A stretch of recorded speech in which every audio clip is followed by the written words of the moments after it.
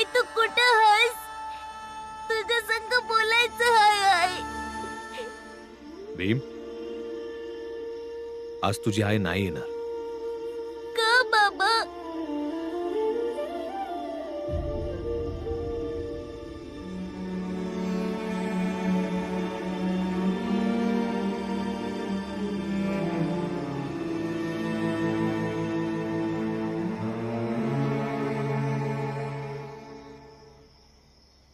कारण की आज तू तुझ्या आईसाठी लढून आलायस, हे सिद्ध करून आलायस की भलेही तुझी आई मरण पावली आहे, पर ती भूत नाही बनली आहे. त्यामुळेच तुझ्या मनात कुठंतरी या खऱ्याला स्वीकारलं आहे की तुझी आई आता या जगात नाही राहिली आहे. मग आतापर्यंत काय येत होती? यामुळं कारण तुझं मन या खऱ्याचा स्वीकार करत नव्हतं. तू प्रत्येकही विचार करत बसायचास की आई असती तर हे बोललो असतो, आई असती तर ते बोललो असतो. आईसाठी असणारं तुझं प्रेम आणि तुझी कल्पना जणू काही अशा मिळायच्या की तू थोड्या वेळासाठी विसरून जायचास की तू जे पुढे बघायचा प्रयत्न करतोयस आणि तुझ्या मनामध्ये सुरू असणारे आईसाठी प्रश्न उत्तर नाही आहेत. आणि खरं तर तू जो विचार करत होतास तशीच तुझी आई उत्तर द्यायची. कारण तू कल्पना करत होतास की आई हेच बोलल. म्हणजे आई नाही आहे? हाय, तुझ्या आजूबाजूला हाय आणि प्रत्येक वेळी राहील. पर तू जसा विचार करतोयस त्या रूपात नाही राहणार. ते रूप तुझ्या आईचं अथांग प्रेमाचं रूप आहे. पण आज भी मी आईवर प्रेम करतो, पण आईचं ते रूप मला का नाही दिसत? कारण की आता त्या प्रेमात या खऱ्याचा स्वीकार व्हायला लागलाय की तुझी आई मरण पावली आहे. तू प्रत्येकी तिला अनुभवू शकतोस, पर तिला भेटू नाही शकत. अन जरी भेटलास तरी तुला माहित पडल की ती तुझी कल्पना आहे. आई, आई, आई,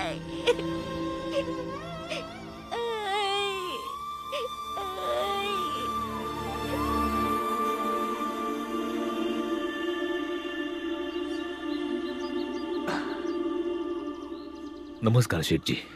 थांब रामजी, आजपासून कामावर येण्याची काहीच गरज नाहीये. अरे माझा एवढा विश्वास बसला होता तुझ्यावर की कार्यालयातले सगळे कामकाज तुझ्या देखरेखीखाली सोपवण्याचं ठरलं होतं. मी स्वतःहून तुला हिशोबाची जबाबदारी दिली होती, पण मी चुकीचं होतो. पर असं काय झालं शेठजी? काय झालं? कारण मी सगळं काही सहन करू शकतो, पण धर्म आणि विश्वासाच्या मध्ये जर आपण सोबत नसू तर सोबत काम करण्याची काही गरज नाही. पर धर्म तर वैयक्तिक बाब असते या, आणि आपली आस्था, आपला विश्वास वेगवेगळा असू शकतो. त्याच्या विरोधात कसं काय असू शकतो? हे तू बोलतोयस रामजी? काल तू ऐकलं नाही महाराज काय म्हणाले ते? जर या अर्ध्या पूजेमुळे देव नाराज झाले तर इथे उपस्थित असलेल्या प्रत्येक माणसाच्या आयुष्यात काही ना काही वाईट नक्कीच होईल. कारण देवाच्या दरबारामध्ये प्रेम आणि शिक्षा दोन्हीही समान असतात. जेव्हा मी पूजेवरून घरी आलो तर माझी बायको आजारी पडली. हा ईश्वराचा संकेत आहे. जर मी तुझी साथ दिली तर माझ्यासोबत काहीतरी वाईट होईल आणि मला स्वतःवर संकट ओढवायचं नाहीये. मला माफ कर, तू इथे काम करू शकत नाही. तुझा माफ करा शेठजी, पर आजारी पडण्याचा आणि माझ्या पूजा न करण्याचा एकमेकांसंग काही बी संबंध नाही. आणि तुम्ही उगाच दोन वेगवेगळ्या गोष्टींना जोडताय. कारण मी मूर्ख आहे, अज्ञानी आहे. तू तर खूपच समजदार आहेस ना, खूप ज्ञानी आहेस ना. पण लक्षात ठेव, तुझं ज्ञान इथे चालणार नाही. तू जाऊ शकतोस. शेठजी, आता म्या आणि माझं समद कुटुंब लय चिंतेत आहे. आणि आता काम गेलं तर अडचण होऊन जाईल हो. मग तुला काय वाटतं, तुझ्यामुळे आम्ही सगळ्यांनी त्रास सहन करावा, मरून जावं? रामजी, तू चांगल्या प्रकारे इथून जातोस की नाही? ठीक आहे, पर जाता आता एक गोष्ट बोलायची होती की परिणामाचं कारण जे बी असेल, पर ते जर कारण मनाचं असेल तर तिथे लय अन्याय होतो. तू आणि तुझं ज्ञान तुझ्याकडेच ठेव, तू जाऊ शकतोस. शेठजी, कबीरा सोई पीर है जो जाने पर पीर, जो पर पीर न जानही सो का पीर में पीर, सो का पीर में पीर.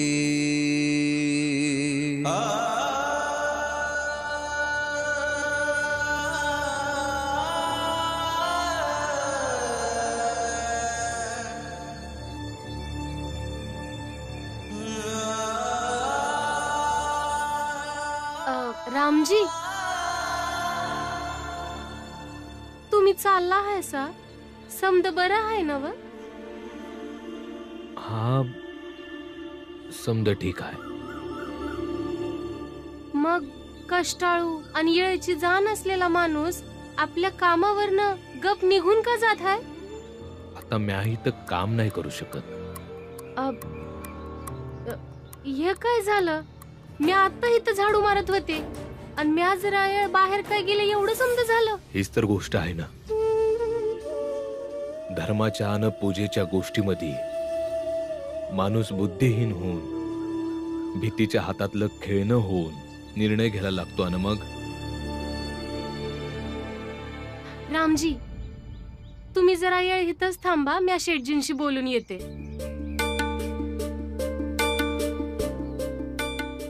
रामजी, मला प्रयत्न तरी करू द्या. फक्त तुम्ही हे सांगा की आज काय बोलणं झालं.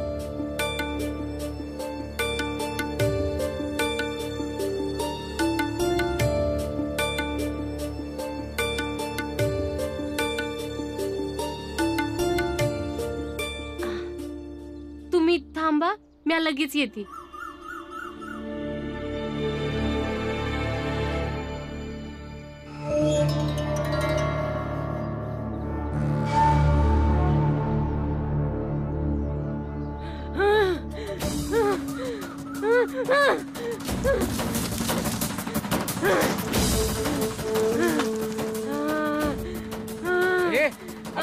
काय करतेस तू?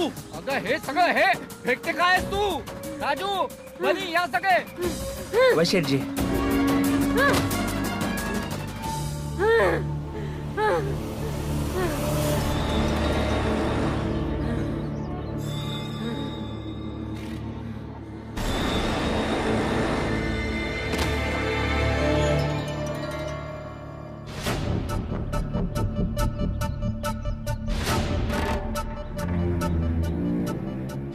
हे समद काय झालं? कुणी केलं हे समद? अगं हे सगळं तूच तर केलंस. नाही नाही, ते म्या जेव्हा येत होते तेव्हा रामजी जात होते. त्यांनीच माझ्या बाजून जाताना काहीतरी केलं असेल. डोकं अचानक फिरून गेलं. अरे जाता जाता त्याने असं काय केलं की तू अशी सामान फेकायला लागलेस? ही नाटक करते. असं कसं होऊ शकतं? वाय सांग ना, असं कसं होऊ शकतं? तसंच जसं रामजी आणि त्यांच्या कुटुंबानं पूजा करण्यासाठी मनाई केली, तर देवानं बी असंच काहीतरी केलं असेल ज्याच्यामुळं तुमची बायको आजारी पडली. वय ना शेठजी?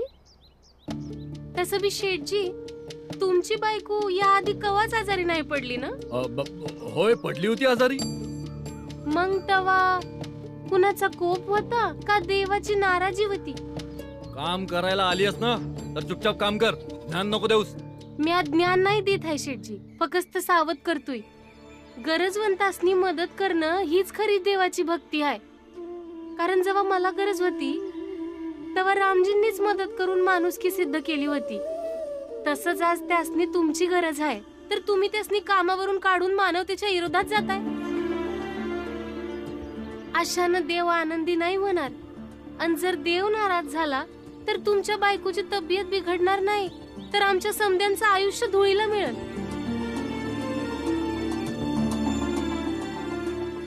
ज्या रामजीच्या असण्यानं तुम्ही तुमच्या परिवाराच्या एवढ्या जवळ गेलात, कुटुंबाचं महत्व समजलात, त्यो रामजी तुमच्या आणि तुमच्या कुटुंबासाठी वाईट नसू शकतो शेठजी. तुम्ही तुमच्या घराला लय कमीच वेळ देता. जरासा वेळ कुटुंबाला बी द्या. कुटुंब संघ असेल तर आयुष्य सोपं होऊन जातं. फक्त तुझ्या बोलण्यामुळे आज एवढ्या वर्षानंतर आम्ही आयुष्यात पहिल्यांदा लग्नाचा वाढदिवस साजरा करतो. भीमाबाईचं शेवटचं सपन आहे. मरता मरता तिला शेवटच्या वेळेपर्यंत ना तिला दुःखी व्हायचंय, ना तिच्यामुळं तिला कुणा दुसऱ्याला दुःखी बघायचं आहे. तुम्ही जावा ना तुमचा लग्नाचा वाढदिवस साजरा करा. मला या समद्या माणसांनी बी सांगितलं होतं, तुम्ही बी ते समदा आठवा आणि माफ करा रामजीला.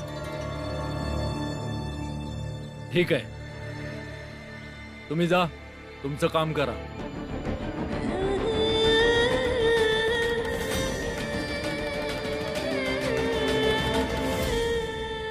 रामजी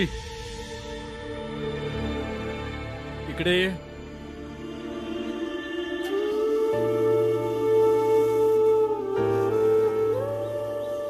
काय शेठजी? या बाईने तुझी खूप चांगली बाजू मांडली आहे आणि सगळं मिळून मला पण बाजू पटली आहे की तुला कामावरून नाही काढलं पाहिजे. पण ती गोष्ट आमच्या सिद्धांत आणि धर्माबद्दल होती, त्यामुळे थोडा उत्साही झालो होतो. पण आजपासून तू देखील लक्षात ठेव, तुझ्या आणि माझ्या सिद्धांताची आपापसात टक्कर नको व्हायला. वय शेठजी, आणि तसं भी प्रत्येकाचा आपापला सिद्धांत असतो. या जा, जाऊन काम कर. आणि तू ज्या सामानाची नासधूस केली आहेस ना, ते व्यवस्थित ठेव आता. वय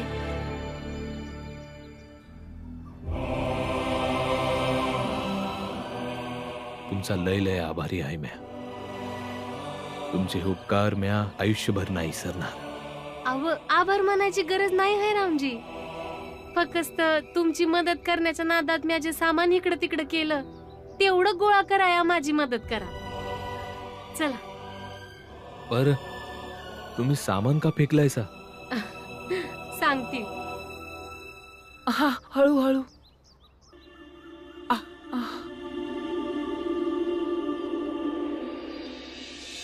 आईसाठी असणारं तुझं प्रेम आणि तुझी कल्पना दोघं असे काही एकत्र येतात की तू जसा विचार करत होतास तशी तुझी आई बोलायची,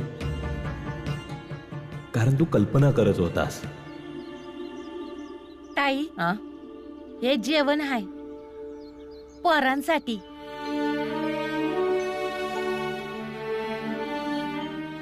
पर याची काय गरज होती? भीमाबाई गेल्यानंतर आमची जबाबदारी आणखी वाढली आहे ना. पोरांची आई नाही बनू शकत आम्ही, पर आईसारखं बनायचा प्रयत्न करूच शकतो ना. काकी, तुम्हा समद्यांचं बरोबर आहे, पण तुम्ही असं काळजी करू नका. अरे यात काळजीचं काय बी कारण नाही भीम. तुम्ही लोक जर तुमचं काम धंदा सोडून रोज इथं आमच्यासाठी याल तर आम्हासनी चांगलं नाही वाटणार. आम्ही बरं आहोत आणि ठीकच राहू. आणि जर गरज पडलीच तर आम्ही तुमच्या घरला येऊन तुमच्याकडचं जेवण मागून जेऊ. तुम्ही समद्या आमच्या आयाच आहात आणि एक पोरगा आपल्या आईला असं चिंतेत नाही बघू शकत.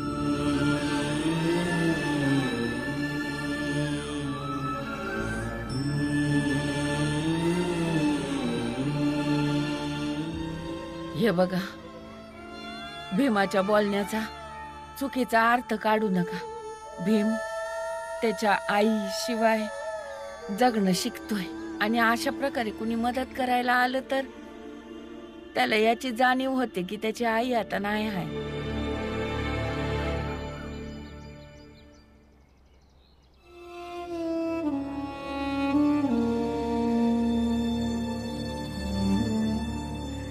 तर चुकीचं आहे भीमा.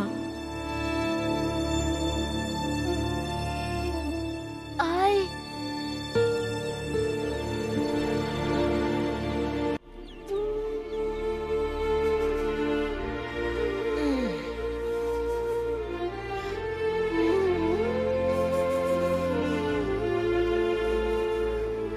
हे तर चुकीचं आहे ना.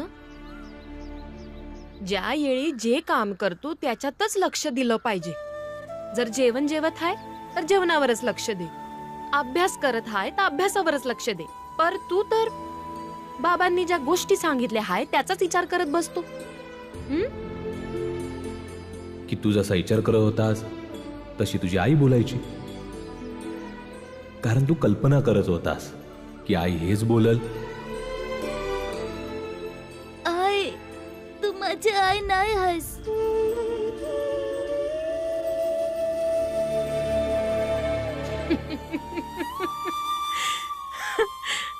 हे काय बोलत आहेस?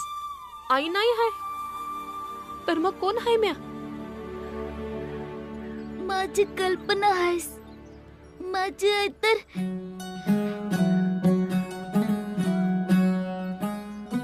मेली आहे. मला सोडून गेली आहे. आणि मला माहित आहे ती कधीच परत येणार नाही.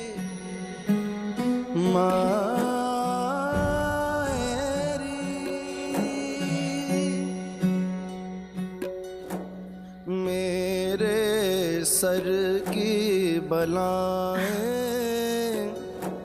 मेरी माँ चुन. काय फरक पडतो? म्या खरी हाय का कल्पना हाय? काय फरक पडतो? म्या तुझ्या आठवणीतलं बीज हाय का माझ्या ममतेच्या तळमळीचं चित्र हाय? काय फरक पडतो?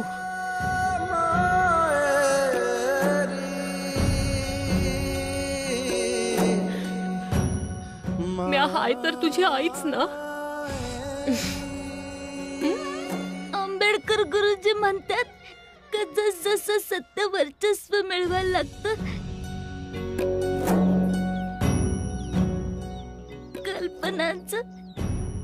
कल्पनांचं जग हळूहळू संपायला लागतं. आणि माझी बी कल्पना येळेप्रमाणे कमी पडत जाईल आणि तू परत निघून जाशील आणि मी तुला परत नाही जाऊ देऊ शकत आहे.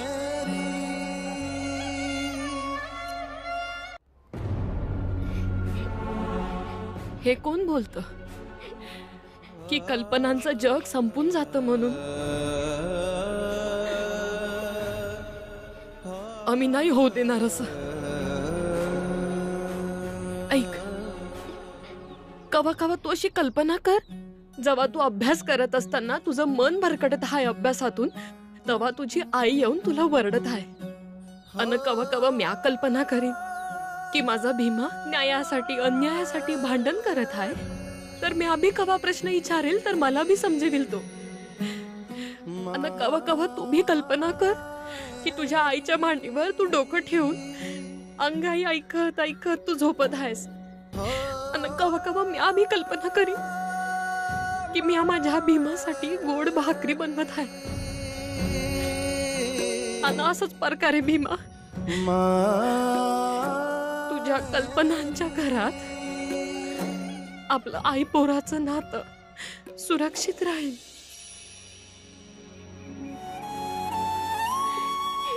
जीवनभर कायमसाठी. वय ना? काय झालं? काय बी नाही.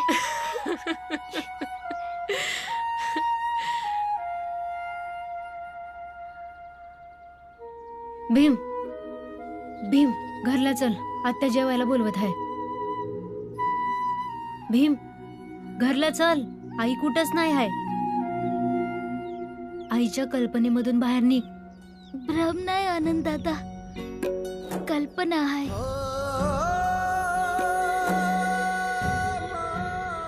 चल आनंद दादा. मा